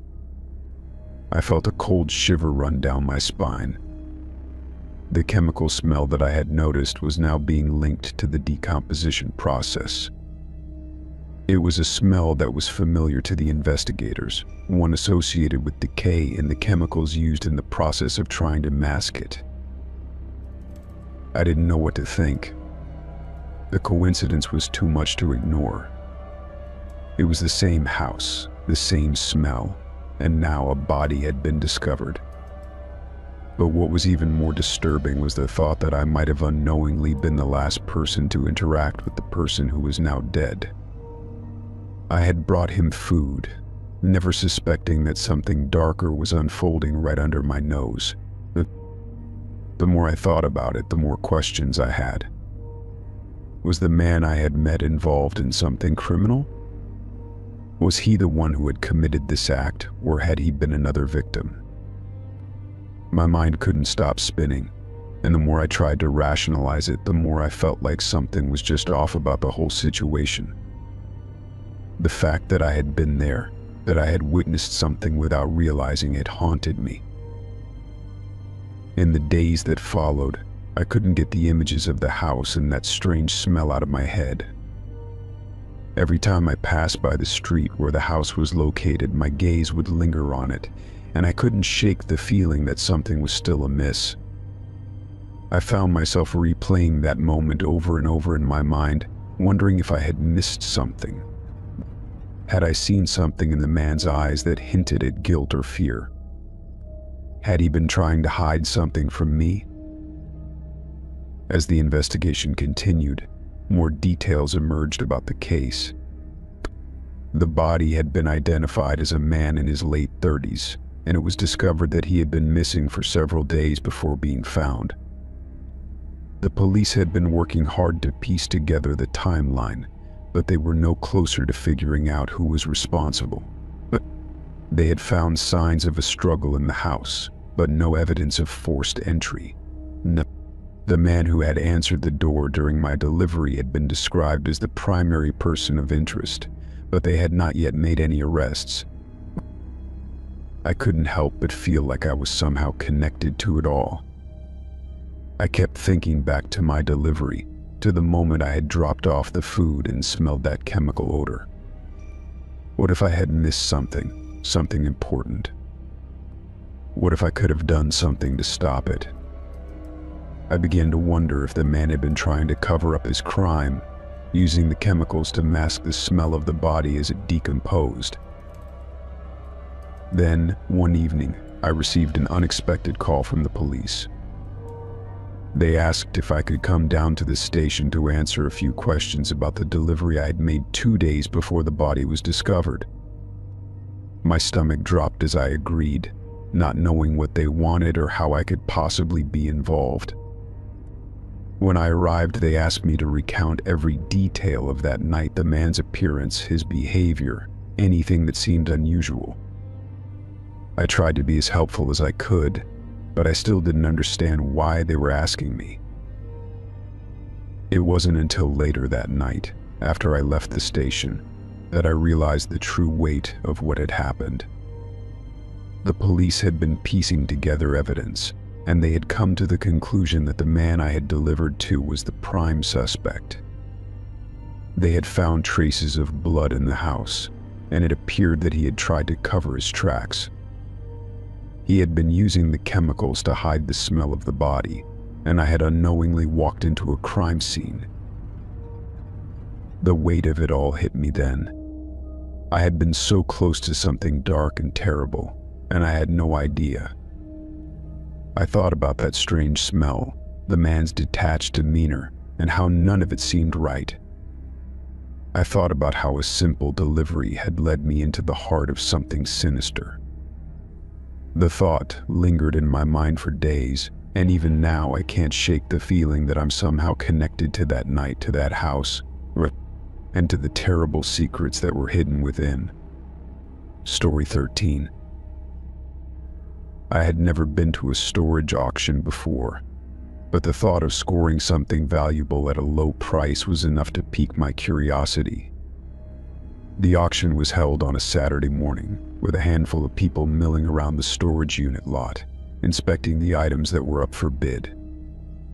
I wasn't expecting to find anything extraordinary, maybe an old piece of furniture, some vintage records, or a collection of forgotten trinkets. But when one of the units caught my eye, something about it felt different. The unit was locked, like all the others, but it was the way the door was slightly ajar that caught my attention. I couldn't shake the feeling that there was something hidden inside, something worth more than the usual discarded belongings. I knew better than to expect much, but my curiosity got the best of me. As the bidding started, I found myself raising my hand without really thinking about it. The auctioneer called out the price, and before I knew it, the unit was mine. I approached the storage unit, excitement mixing with an underlying sense of unease. The door creaked as I pushed it open, revealing a space filled with dusty boxes, old furniture, and several large, unmarked crates. The air smelled musty, like things that had been sitting untouched for years. As I began sorting through the boxes, most of them contained nothing more than clothing, old books and knickknacks. I was about to give up and call it a day when my eye landed on a large wooden trunk pushed against the back wall. Something about the trunk felt off. It wasn't the kind of thing you'd expect to find in a storage unit. It looked newer than most of the other items in the unit, with a heavy, reinforced lock on the front. My gut told me there was something inside it I needed to see, something important. I tried to force the lock open with a crowbar I found in one of the boxes, but it wouldn't budge. The lock was stubborn, and I started to wonder if maybe it was better to just leave it alone. But I couldn't. With a little more effort, I managed to snap the lock off, my hands shaking as I lifted the heavy lid. Inside the trunk, I was greeted by an array of strange, unsettling items. There were zip ties, dozens of them coiled and arranged neatly in a pile. A small bottle of chloroform sat beside them, its label worn and faded. My mind raced, but it wasn't until I saw the diary tucked in the corner of the trunk that my stomach dropped. The diary was leather-bound, its edges frayed from years of use. I flipped it open, and immediately the first page sent a chill through my entire body. The writing was neat, but the words were disturbing. Detailed accounts of abductions, people being taken, locked away, and controlled. The entries were dated, each one describing more horrific details about the victims, the methods used, and the plans that followed. I skimmed through the pages, my breath growing shorter with each one. It was as though I was reading the diary of a person who had been planning these abductions for years. I quickly closed the diary, my mind spinning. The zip ties, the chloroform, it all made sense now. This wasn't just a collection of random items. Someone had been using this trunk as part of their twisted operations. But who? And why had they stored it all in a place like this? The realization hit me like a ton of bricks. This was real. I wasn't just holding a collection of junk. I had stumbled upon something far more sinister. My first instinct was to call the police. I had to report what I found. But then doubt crept in. Would they believe me? Would they think I had planted the items there myself? I pushed those thoughts aside. I knew I couldn't just sit on this information, no matter how disturbing it was. I grabbed my phone, dialing the non-emergency line for the local police department. When the officer answered, I hesitated for a moment before explaining what I had found. I told him about the trunk, the zip ties, the chloroform, and the diary. He seemed skeptical at first, but after a few more details, he agreed to send someone over to investigate. I couldn't help but feel a wave of relief wash over me. It was out of my hands now. I was no longer involved in the mess. I had done the right thing. An officer arrived a short time later, and I showed him everything. He was a seasoned cop, his face unreadable as he examined the items in the trunk. He flipped through the diary, his expression darkening with each new page. I could see the wheels turning in his mind as he pieced things together. He asked me questions about where I had found the unit, who had owned it before, and if I had seen anyone suspicious around the building. I didn't have many answers for him, but I told him everything I could remember.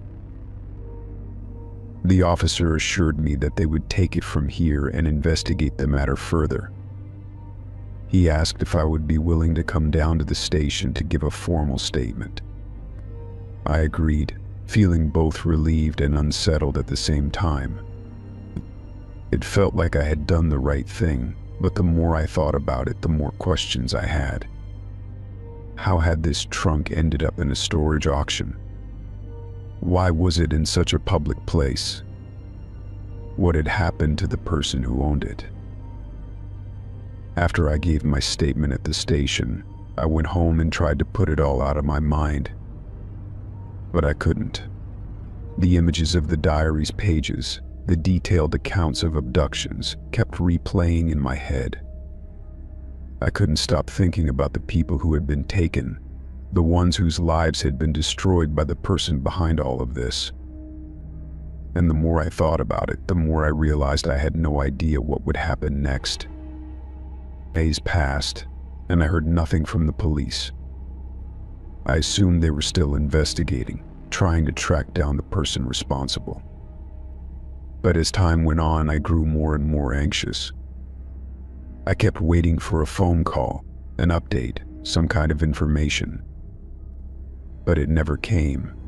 I tried to reach out a few times, but I was told the investigation was ongoing and that they couldn't give me any details. I began to feel like I was losing my grip on reality. Had I really found that trunk? Was this some kind of sick joke? Every time I thought about it, I felt like I was spiraling into a sense of dread. I knew I had done the right thing by giving the trunk to the police, but now I was left wondering that had I unwittingly opened a door to something far more dangerous than I could have imagined. The silence from the police was deafening. I still hadn't heard anything back, and each passing day only made the mystery more unsettling. What was really going on? What had I uncovered, and why hadn't anyone contacted me? I couldn't shake the feeling that something was being kept from me, and as time wore on, I started to wonder if I had made a mistake by getting involved in the first place. Story 14. I sat at my desk staring at my computer screen as the office hummed with the low sound of conversations and typing. It was an ordinary Tuesday morning, nothing out of the ordinary, just the usual grind. The fluorescent lights overhead flickered, and I was lost in a work email when my phone buzzed. It was a notification from Facebook, a friend request from someone I didn't recognize. Curious, I opened the notification and glanced at the profile. The name was unfamiliar. No mutual friends, no posts, just a blank profile picture. I frowned and thought about ignoring it, but something about the profile felt off. I scrolled down and saw the one and only photo posted to the account, a picture of me, sitting at my desk in the office, taken from outside the building. The angle was perfect, capturing me mid-typing with a cup of coffee beside my mouse. The clarity of the image unnerved me. It was as if whoever had taken it had been standing just across the street, hidden in plain sight. I froze, staring at the photo. How could someone have taken this without me noticing? The windows of the office were large, and I always assumed they provided some level of privacy, but seeing myself so clearly in the photo made my stomach churn. I didn't recognize the name on the profile, and I had no idea who would want to take such a picture of me. My thoughts raced as I considered all the possibilities. Could it be a prank? Knock. Maybe someone I knew from another part of my life, but I couldn't remember anyone who would act in such a strange and intrusive manner. I clicked on the profile picture, hoping to find any hint of who this person might be. But the page was entirely blank, apart from that one photo. No bio, no posts, no friends, nothing. The lack of information only heightened the sense of unease creeping up my spine. It was as if the account had been created solely for this photo. My finger hovered over the accept button, but I couldn't bring myself to click it. Instead, I closed the app and tried to shake off the feeling that lingered, like a shadow that refused to leave. The rest of the day passed in a blur, the photo still haunting my thoughts. I couldn't concentrate at work, kept looking out the window, half expecting to see someone watching from across the street. I told myself I was overreacting, that it was probably just a coincidence, maybe even some kind of weird marketing ploy. But every time I closed my eyes, the image of me at my desk popped into my mind. I had to do something about it. That night I went home and tried to forget about the friend request. But it was impossible to shake the unease. The next day, I logged back into Facebook, intending to block the account and forget about it. But when I opened the app, I saw something else. The profile picture had been changed. It wasn't the photo of me anymore, but instead, a blurry image of the front door to my apartment building. The photo had been taken from the street, looking directly at the entrance.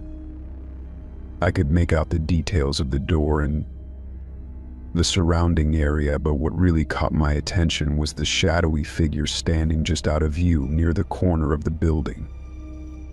The figure was barely discernible, but I could feel the hair on the back of my neck stand up. I didn't recognize the figure, but the implication was clear. I felt a wave of panic rise in my chest. Someone was following me. Someone had been watching me, not just at work, but also at home. I was no longer safe in my own space. My heart pounded as I stared at the screen, wondering who could be behind this. I clicked on the profile again, but now the friend request was gone. It had vanished, as if it had never existed. The account itself remained, but there was no way to interact with it now. I tried searching for the person by name, but nothing came up. The account had been scrubbed clean, leaving nothing but an empty void. I didn't sleep well that night. The next few days were a blur of anxiety and paranoia. Every time I left the house, I felt eyes on me. I checked my rearview mirror constantly, looking for any sign that I was being followed. I avoided walking alone after dark, and I kept the blinds closed at all times. My friends and family tried to reassure me that it was probably just a weird coincidence or a glitch in the system, but I couldn't shake the feeling that someone was out there, watching my every move. It was about a week later when I saw the figure again. I was sitting at my desk at work, trying to get through the day, when I glanced out the window. And there was a shadowy figure standing across the street, right where the photo had been taken. I couldn't make out any details, but the figure was unmistakable. It was as if they were waiting, standing motionless, just watching the building. My heart skipped a beat as I froze in place, staring out the window. Could it be the same person? Could they have been watching me all this time? I tried to convince myself it was just a coincidence, that it was probably just someone standing there by chance. But deep down, I knew better. I'd seen that figure before, in the blurry photo outside my apartment.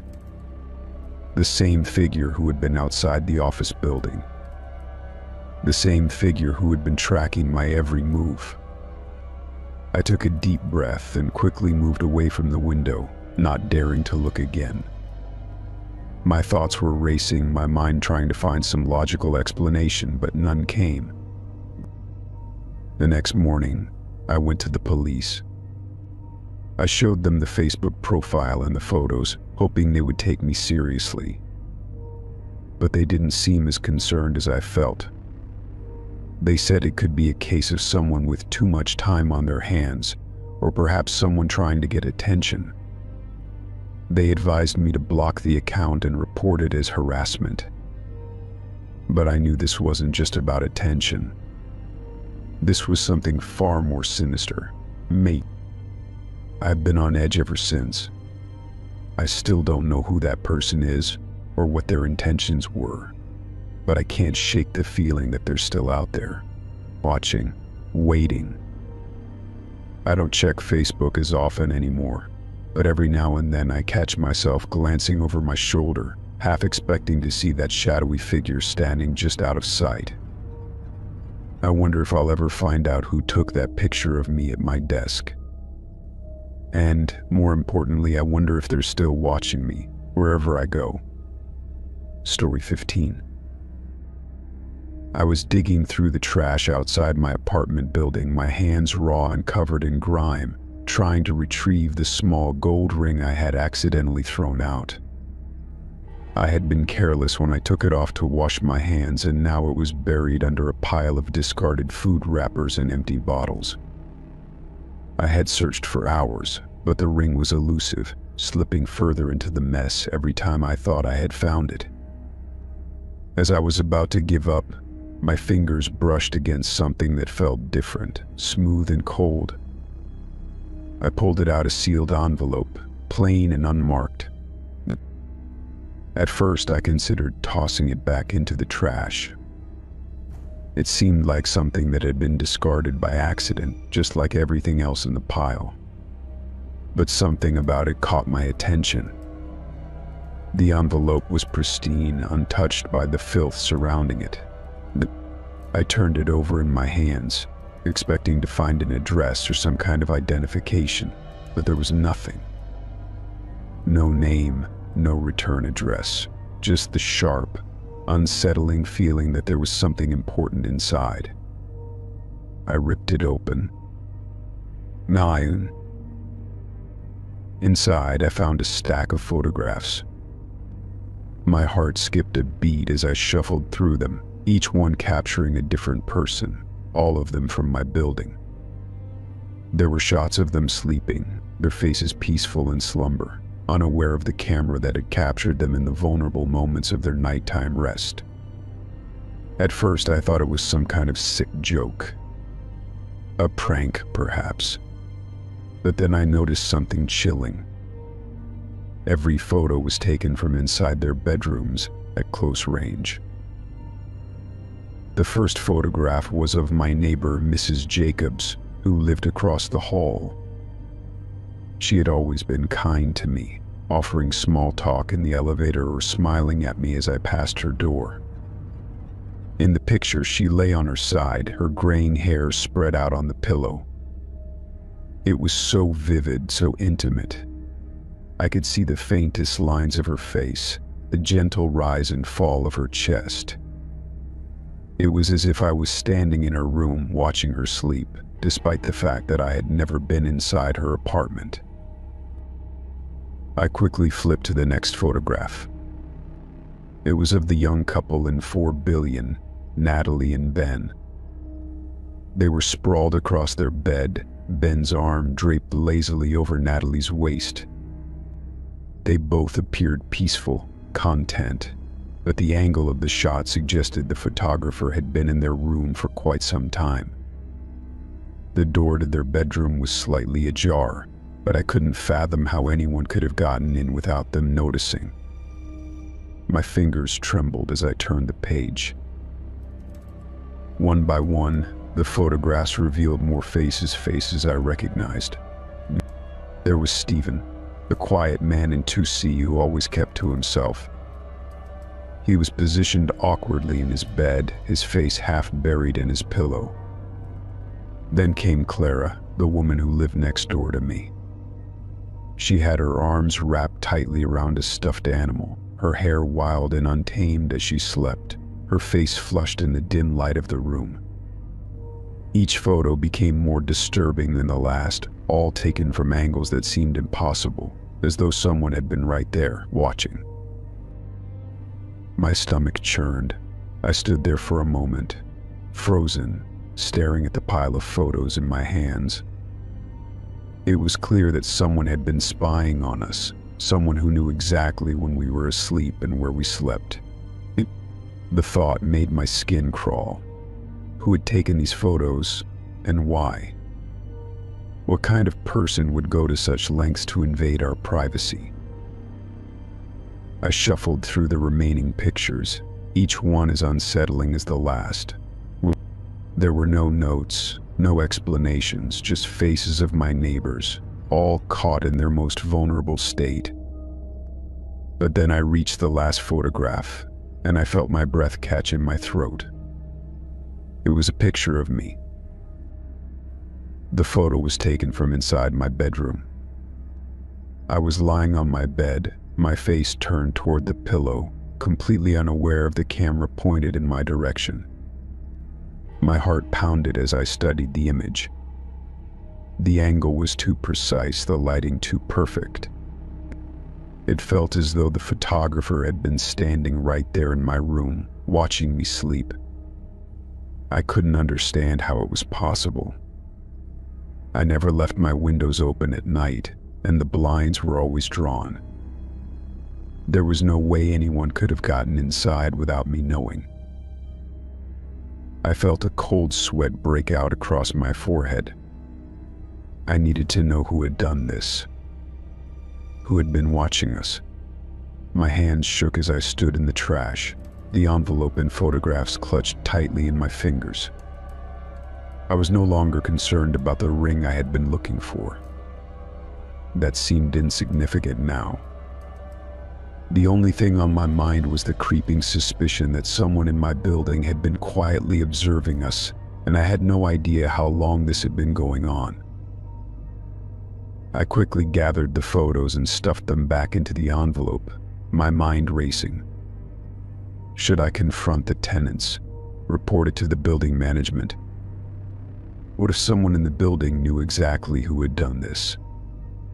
What if I had been living next door to the person responsible, someone who had been hiding in plain sight?